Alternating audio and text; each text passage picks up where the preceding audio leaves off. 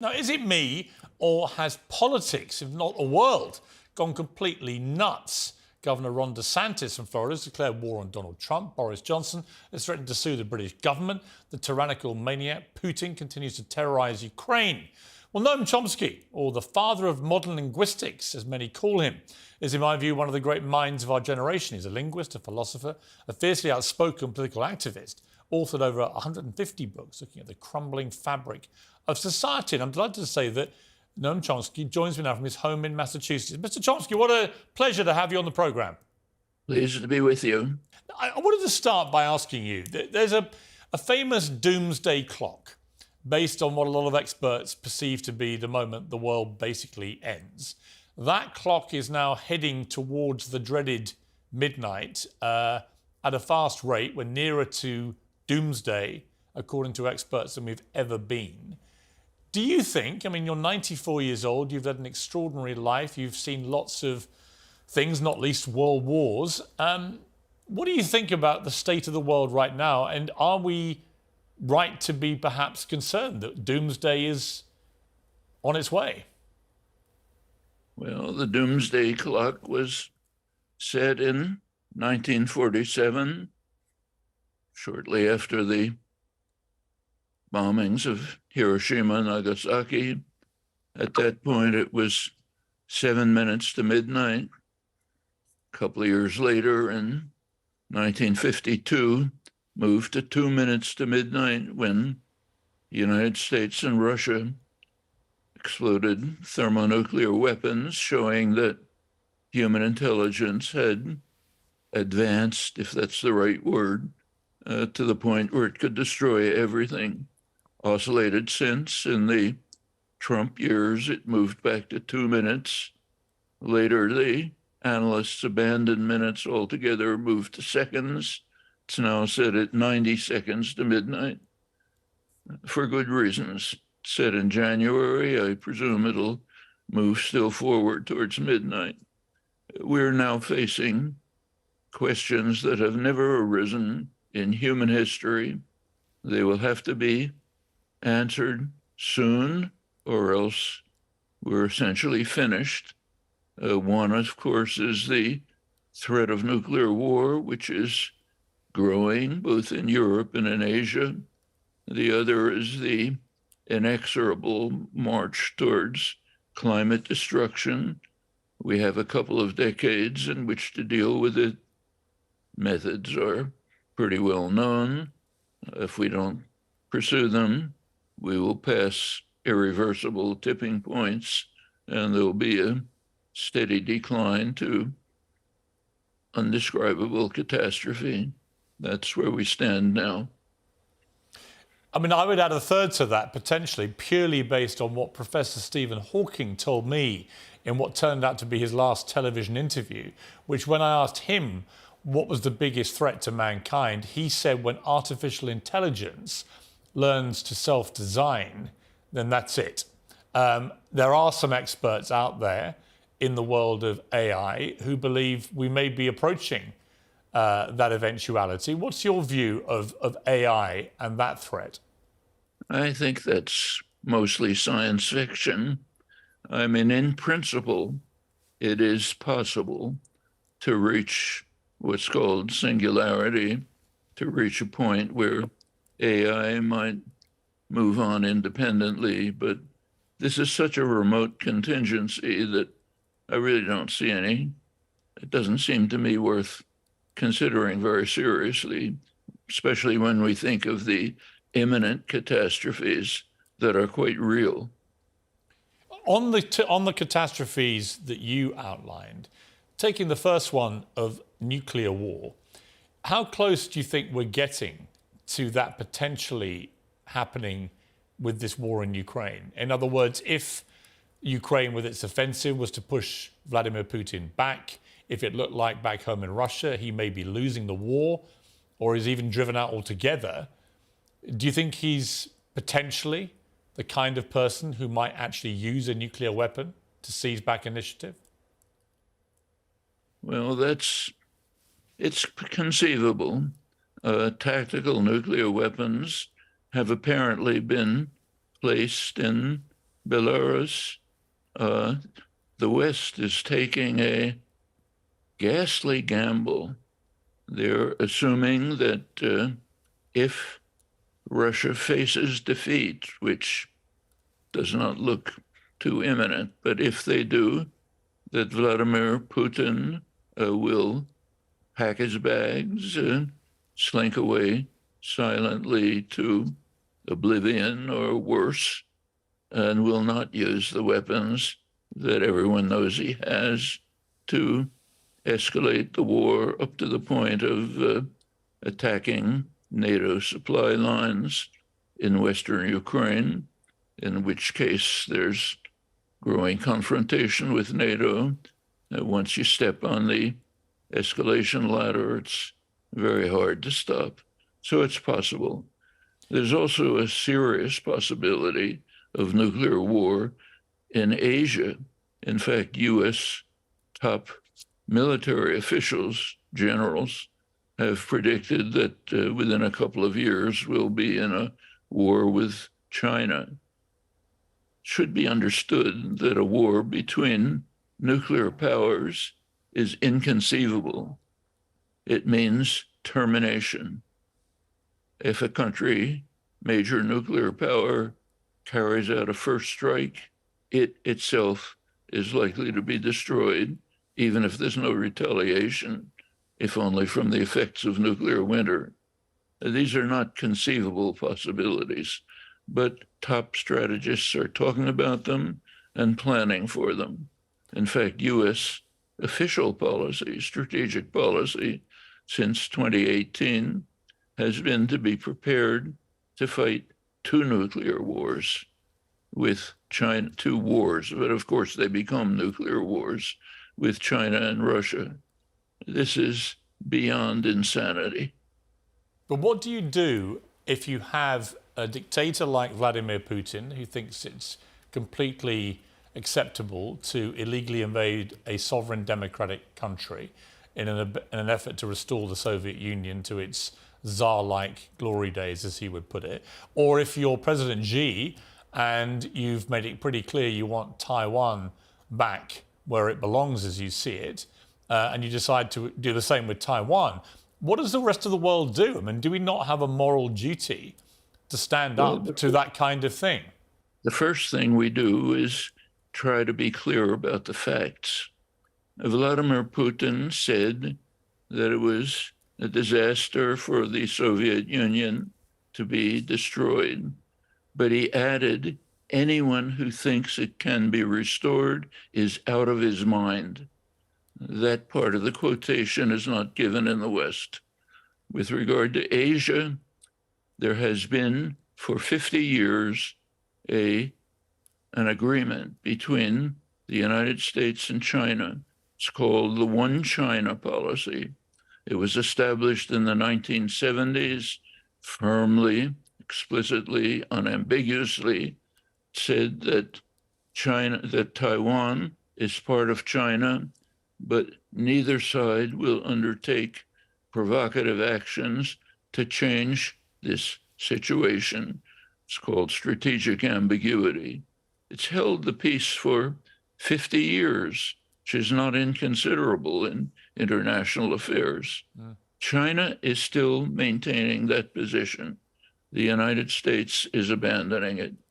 The United States is now accusing China of calling for a one China policy, which in fact is true, they do. And that's the official policy of the United States for the past 50 years, now being abandoned with quite provocative actions and plans for further escalation. I can read you if you look at the official doctrine, it's not secret. This official doctrine is to encircle China with a ring of sentinel states, US allies, South Korea, Japan, Australia, Guam, arm them with advanced precision weapons aimed at China, provided, of course, by the United States. The United States is now escalating that by sending B-52s, that's nuclear-capable B-52s with cruise missiles to permanent stationing for the first time in Guam, U.S. military outpost, Northern Australia, flying time to China. Meanwhile, the U.S. is quite openly, publicly, calling for a war to prevent China from developing. Official statement is we have to prevent China's innovation and development. Other provocative acts are being taken, increasing diplomatic relations, contrary to the agreement in the One China policy in the 1970s, as I mentioned. But let me ask you. I mean, if China, notwithstanding everything you've just said, if China did invade Taiwan, what would be the morally correct response of the West and in particular America? The morally correct stance is to prevent it from happening. There is no indication that China is planning to invade Taiwan. If the United States increases the escalation, they might do it. In that case, the bars are down. You can't say, if you move on to war with China, we're basically all finished. But there's really no point considering a remote contingency when there are actual events taking place, like the US escalation of the confrontation with China. China's not saintly by any means, nothing like it. But if you look at the facts, it's US escalation. The US is now trying to enlist Europe in its confrontation with China by expanding NATO. US has expanded NATO to the Indo-Pacific region, turning it into an international military system under US control. All of this is going on. We can, if we like, talk about the possible contingency of China invading Taiwan, for which there is no indication, though it could happen if we continue the provocation. Remember, the provocation is serious. It's both in the military dimension and in the commercial dimension. Quite openly, what I've been referring to is public policy, very open, and it is increasing the threat. You put nuclear-capable B-52s in flying distance to China with nuclear-tipped cruise missiles, that's provocation. Well, I mean, they would argue, of course, that it's defensive, that these are protective measures. They're not provocative measures. They would argue that China's march to economic imperialism and their massive expansion of their military represents an existential threat if they misuse those powers. That's what they would argue. And therefore, what they're doing is protecting themselves and other countries from nefarious behavior by China. I would suggest distinguishing between Western propaganda and the facts. So let's take China's military buildup. This is reported regularly by SIPRI, Swedish Peace Research Institute. You can pick it up on the internet. You will find that China's military expenditures for the past 10 years, per capita military expenditures, are a flat, straight line. They have not increased. Of course, China has increased its military as the population increases, but it's way below US military expenditure. And the US is far above in technological advances. So yes, and China, remember, is faced with security problems at every border. The United States is faced with no security problems, but US military expenditures dwarf. They're about the same as the next 10 countries altogether. It's per capita far beyond China. So yes, there is. And when we talk about this economic imperialism, exactly what are we referring to? We're referring to investment and development programs throughout Eurasia, expanding to Africa, expanding even to Latin America. The U.S. is trying to stop them, has found no way to do it except by escalating in the military and economic dimensions, by trying openly, publicly, to try to prevent China's economic development. If you don't mind me, at the risk of sounding impertinent, but you sound very trusting of China and its motivations. No, not in the least. I said explicitly, China is by no means saintly. Plenty of criticisms you can make of China, but I would like to describe the world situation as it is, not as it's presented by US British propaganda.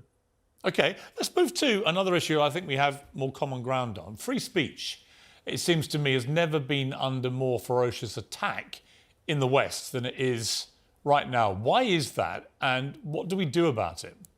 There definitely is an attack on freedom of speech, even freedom to read. In the United States, Ron DeSantis is running for president, as he just announced, has imposed regulations, laws in Florida, which make it illegal to teach authentic American history. You have to teach a kind of history which glorifies the United States, nothing about what actually happened. This is happening in Republican legislatures around the country. The libraries are being forced to throw out books. There's laws passed to say there are topics you're not allowed to talk about. Well, he would argue, I mean, DeSantis would argue, I've interviewed him, he would argue that he is focused on things like critical race theory, which he feels is inappropriate for teaching young children. He thinks that gender ideology should not be taught to young children. And it has a lot of support. A lot of Floridians agree with him about this. Critical race theory. What is critical race theory? Does anybody know? Critical race theory is a slogan invented by the right wing, and the person who invented it, Christopher Rufo, has been very open and frank. He says we just use this as a way to refer to everything we hate. If you want to know what critical race theory actually is, it's a small academic discipline which investigates systematic elements of racism in American education. So they certainly exist. It's never reached the schools. Schools wouldn't even know what it is.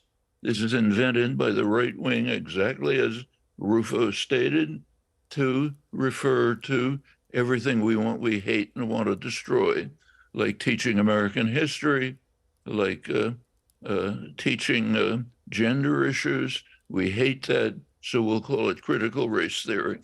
But it's a small academic discipline which no one ever heard of until it was picked up primarily by Rufo, then expanded through the Republican echo chamber to be some major attack. Well, listen, I don't disagree that the right obviously have a lot of issues, on the far right in particular. We've seen a rise of white supremacy in America, a rise of far-right domestic terrorism and so on. That's completely inarguable.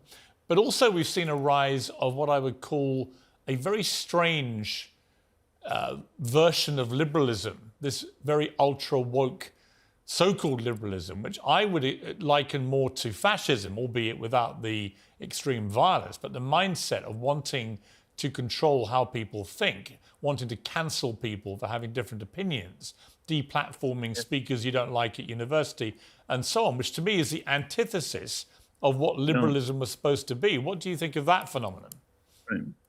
I've been, as you know, probably very much opposed to the actions of small sectors of young people who are picking up the traditional cancellation, which has been endemic in the academic world and in the political world for years. I can give you examples from my own experience. Cancellation of the left has been constant. It's only you want me to spend time, I could tell you from my own experience, which is small of it. Now, small segments of young people are picking up that same improper policy and should be opposed. We should oppose it just as we should have opposed the massive cancellation that has been accepted for decades because it was directed against the left and dissident opinion. So yes, it's wrong. Let me ask you, Noam, I mean, like I said, you're 94 years old. Is there any great burning question in life that I find it hard to believe you haven't found the answer to everything, given how massive your brain is. But is there anything left that you would love to know the answer to, that you've never, to your satisfaction, worked out? Well, moving to another domain of intellectual, professional pursuits, there is a question that was asked by Galileo, then by his associates in the 17th century, which is as yet unanswered. How are you and I able to do what we are now doing? How, as Galileo put it, how is it possible with a finite number of symbols to produce an infinite number of thoughts and even use these symbols to allow others who have no access to our minds to access to their inner workings of our minds? How is this miracle possible? Was raised by Galileo, studied by major concern for Descartes, other leading figures in the 17th century began working on it. We now understand some aspects, but the major questions are not only unanswered, but we don't even know how to approach an answer. So that's one of many leading problems. And when you look back at your life, what has been the greatest moment of your life? I can't say. A lot of great moments. If I had the power to let you relive one moment in your life, what would you go for? Some moments are almost miraculous, like the birth of my first child, say, many other things like it. But I don't see much point talking about my personal life and situation. There are more important things in the world. Do you feel the world is a better place than when you were born, or a worse place? Well, I was born in 1928, right before the Great Depression, which of course was far more severe than anything we've suffered recently. As I was growing up as a young child, fascism was spreading through Europe. It looked unstoppable. Actually, the first article I remember writing for a school newspaper began with the fall of Austria, Czechoslovakia. Barcelona was right after the fall of Barcelona with Franco, when it seemed as if the fascist plague was unstoppable. Those were very dark moments. Another extremely dark moment was August 6th, 1945, when I was then 16 years old enough to understand.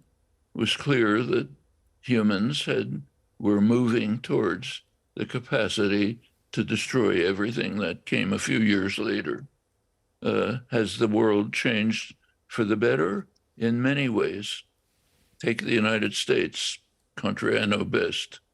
Go back to the 1960s.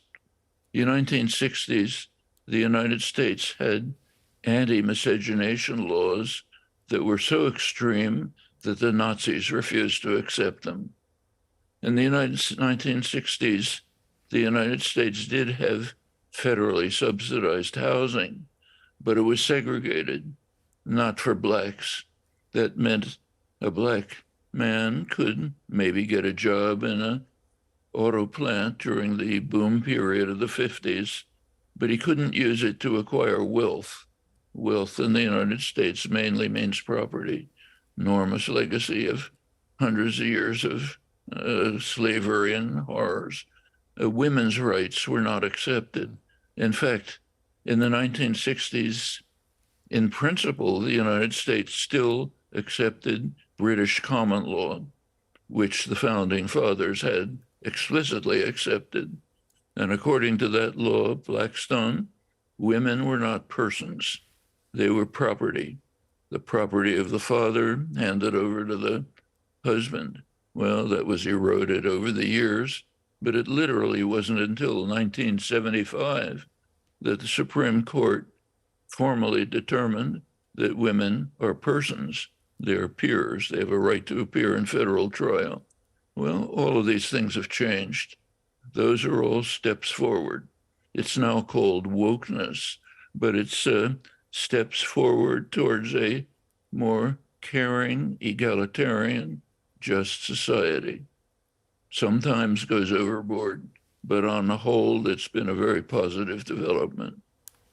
When you, again, look at your life in its totality, what do you think your greatest achievement has been? That's for other people to determine. You want to know what I think? It'll be something you never heard of. Try me. For 25 years, I was spending a great deal of effort in the United States, in Britain, to try to stop the worst atrocity of the post-war period, the US British-backed Indonesian invasion of East Timor, which wiped out about a third of the population. Could have been stopped instantly at any point. It was necessary to try to engage large masses of the population to compel, finally, 1999 did compel Bill Clinton to call it off. Something was saved. It seemed impossible. How could a small island of a couple 100,000 people resist an invasion by a major country supported by the greatest military powers in the world? But it finally succeeded. And your support for that is, in your estimation, your greatest achievement? In the area of social and political policy, one. There are others.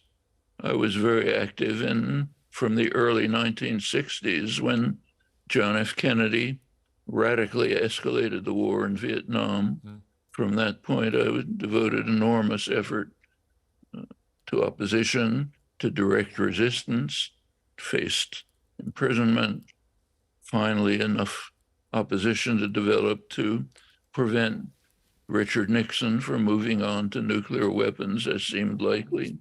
So that's an achievement. It certainly was. Who has been for you the best American president of your lifetime, and who's been the worst? In my lifetime, FDR, Franklin Delano Roosevelt. And the worst? Too much competition, I'm afraid. I know you're not a massive fan of Donald Trump. How do you feel about him running again? No. If he runs again, it'll be a disaster for the world for many reasons. For one thing, Trump, as you saw during his first time, is dedicated. Actually, he has two commitments. One commitment is to himself. He's a paranoid, he's a megalomaniac, psychopath. All that concerns him is me. The other commitment is to serve corporate power and great wealth abjectly. His one legislative achievement was a huge tax gift to the ultra-wealth, ultra-rich, and the corporate sector, nothing else. But he is a major climate denialist. He denies that global warming is taking place. He wants to maximize the use of fossil fuels, including the most dangerous of them, and to eliminate regulations which might mitigate the catastrophe. That's a death sentence for the human species. Domestically, he's made it very clear that he wants to institute what we would properly call a proto-fascist state, eliminate the civil service. Since the mid-19th century, like every other democratic society, the United States has had a nonpartisan civil service, which does most of the administration, which keeps the society running. Britain has the same. Others have the same. Trump has made it explicit that he wants to eliminate it, replace it by loyalists who'll be put in power. That undercuts what remains a functioning democracy. We can go on. It would be a colossal disaster, and it's not unlikely. You look at polls. Yeah, no, I mean, he's way ahead in the Republican nomination polls. What do you make of over here in the UK, Brexit, which is now 8 years pretty much since we voted to leave the European Union, or 7 years, and there's no sign of any benefit from leaving the EU. Do you think that was a sensible decision by Britain to do that? I thought at the time that it was a very serious error, both harmful to Britain, harmful to Europe, in a way beneficial to the United States, because under Brexit, Britain becomes even more subject to US domination than it was before. But I thought it was a terrible mistake. And I think the record since basically confirms that. Do you think we should have a second referendum? Most of the polls suggest if we did, there would be overwhelming support now to go back into the European Union. Buyer's remorse. Yes, I'm not surprised. In fact, that was the case almost immediately. If you look back, I mean, you know better than I do, but if you look back at the polls, shortly after Brexit, they did indicate substantial desire on the part of the population to rescind it. That was a healthy position, in my opinion. Who's been the single greatest public figure of your lifetime in the world? Anyone of any kind? There are many. One of them, this is a tragic example, is a very close personal friend for 50 years, now facing terminal cancer, been moved to hospice, Dan Ellsberg. I think what he did was magnificent. One of the great, well, I suppose, how would you describe him for those who don't know his story? Well, people should know his story. Dan was working at the top level of U.S. Intelligence, had one of the highest class. It was very much at the center of strategic planning and analysis. He decided that there was a secret history. Robert McNamara, Secretary of Defense, had commissioned a secret history of the Vietnam War. Dan, at the very top level, knew about it. He and his friend Tony Russo, both working at the Rand Corporation at the high, you can't call it top secret, it's way above that, didn't even have a classification. They decided that the American population should know what had been done in the worst crime since the Second World War. Shouldn't be kept secret. So they copied it, released it, tried to get the press to cover it. Finally, Dan, he did give me a copy of it, so I was able to write about it as soon as it became public. Bits and pieces of it were leaked in the press. The Nixon administration tried to block it. Supreme Court overruled them, so it did finally appear.